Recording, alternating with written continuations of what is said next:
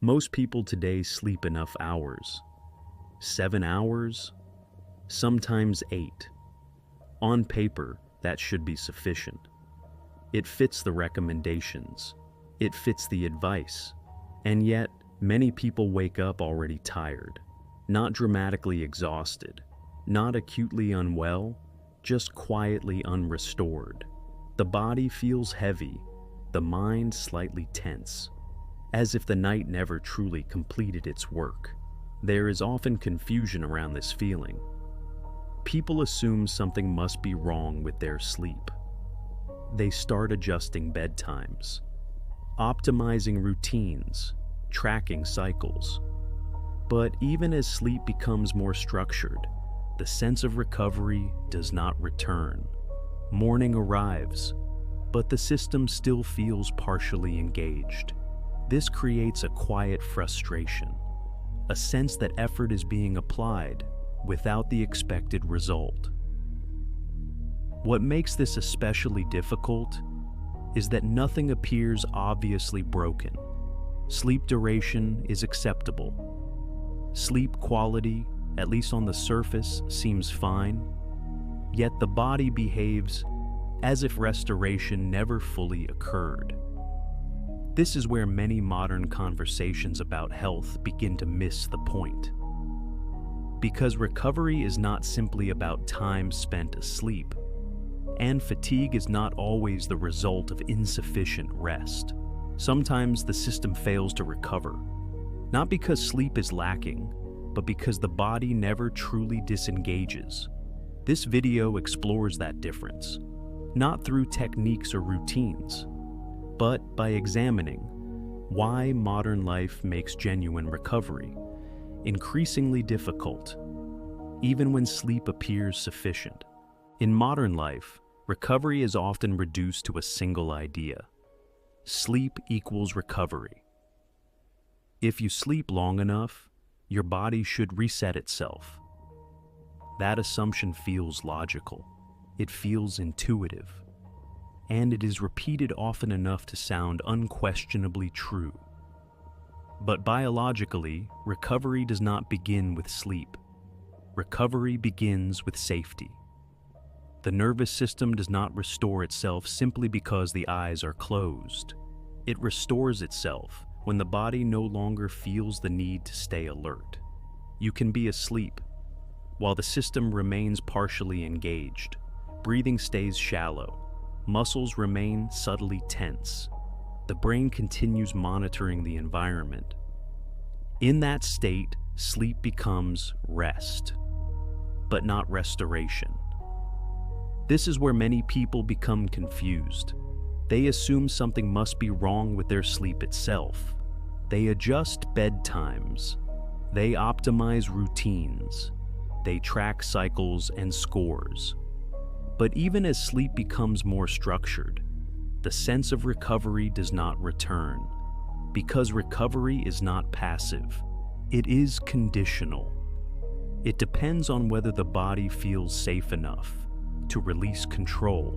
When that signal is missing, the system stays partially activated, even during the night.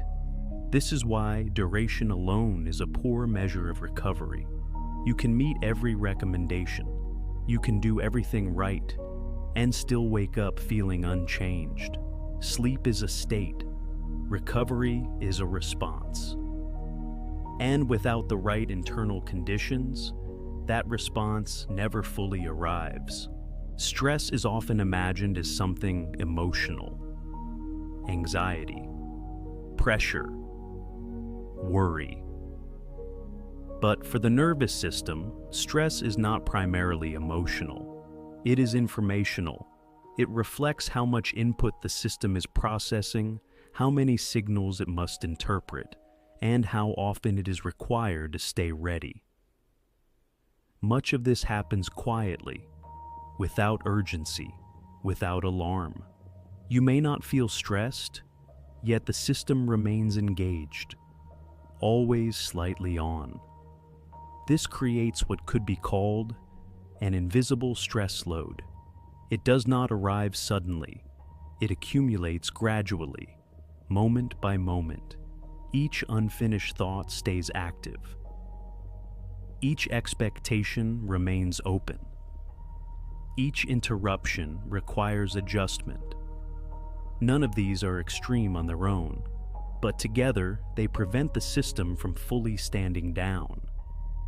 There is rarely a clear endpoint, rarely a moment where the body receives a definitive signal of completion. Instead, activation carries over, from task to task, from interaction to interaction. By the end of the day, the body is tired, but it is not relaxed. The system has been active for too long without closure. Sleep may arrive, the mind may disengage, but the nervous system often does not. This is why people can sleep deeply and still wake up unrestored. The problem is not effort, the problem is accumulation. 1,000 small demands signal the same message. Stay alert, stay available, stay responsive. And an alert system does not prioritize repair, it prioritizes readiness. Over time, this becomes the baseline. The system adapts to functioning in a partially activated state. Not because something is wrong, but because this is what the environment requires. When that state becomes normal, fatigue stops feeling acute.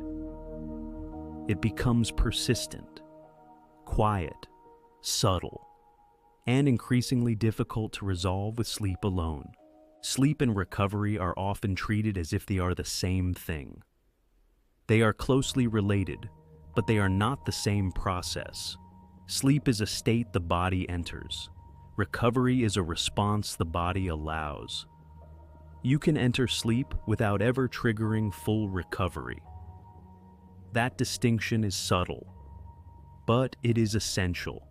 Recovery requires the parasympathetic nervous system to take the lead.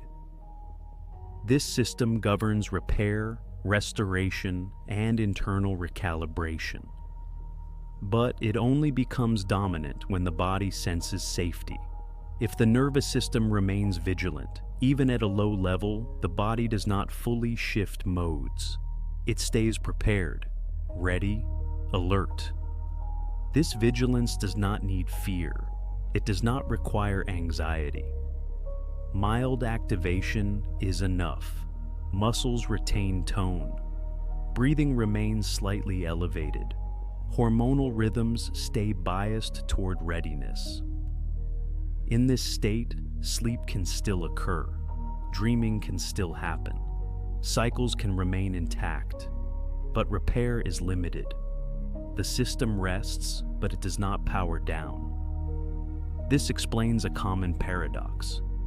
People sleep through the night, yet wake up feeling unchanged. They assume something is wrong with their sleep, but often the issue lies elsewhere. The internal environment never shifted into true recovery mode. Sleep occurred, but safety did not. And without safety, repair remains partial. This is not a failure of discipline. It is not a lack of effort. It is a biological priority. The body will not fully repair while it believes it must stay ready for what comes next. Until that signal changes, sleep alone cannot complete recovery. When recovery repeatedly falls short, the effects are rarely immediate. They unfold gradually. At first, the changes are subtle, easy to dismiss, easy to rationalize. Focus becomes slightly harder to sustain. Patience shortens. Motivation fluctuates. Energy no longer feels stable. Some days feel manageable. Others feel inexplicably heavy. Over time, the system adapts to operating below its optimal baseline. Not dramatically, but persistently. Hormonal rhythms lose precision. Inflammatory signals rise quietly. Stress chemistry becomes easier to trigger. The margin for stress narrows. Small challenges begin to feel larger than they objectively are. not because the person is weak, but because the system is taxed. This state often goes unnoticed. People attribute it to aging, to personality, to the pace of modern life. They assume this is simply how things are now, but in many cases, it is the result of incomplete recovery repeating over long periods of time. When repair never fully completes, resilience erodes. The system becomes less forgiving, less flexible, less able to absorb stress without consequence. Fatigue becomes chronic, not overwhelming, not dramatic, just constant enough to shape how life feels. Quiet, persistent, and often misunderstood. Recovery is not something you do. It is something that happens when the body no longer needs to defend itself. That distinction is subtle, but it changes everything.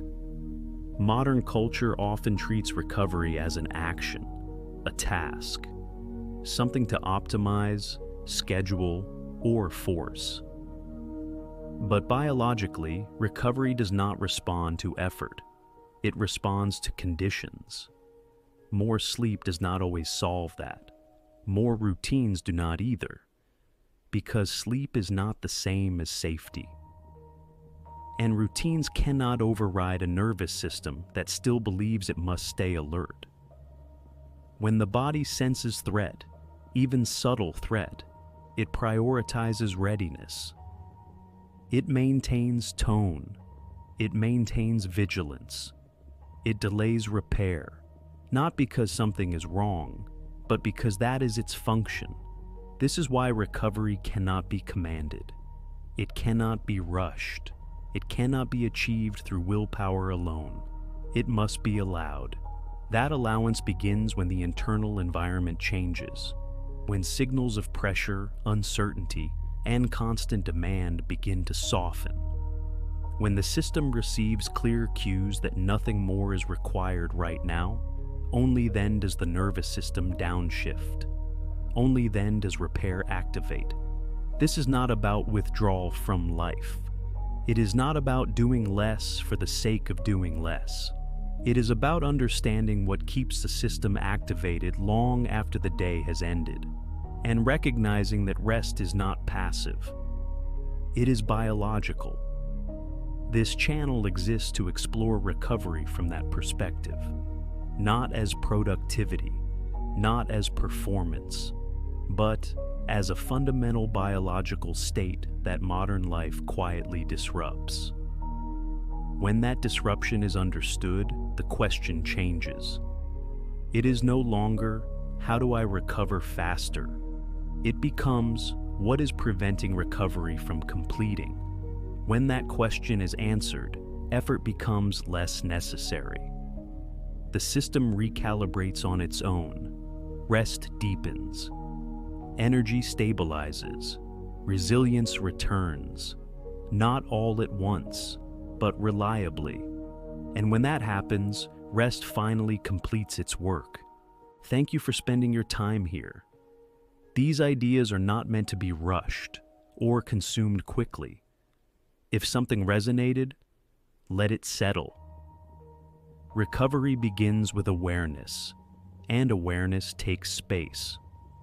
This is Human Recovery Lab. We'll continue exploring this territory, one layer at a time.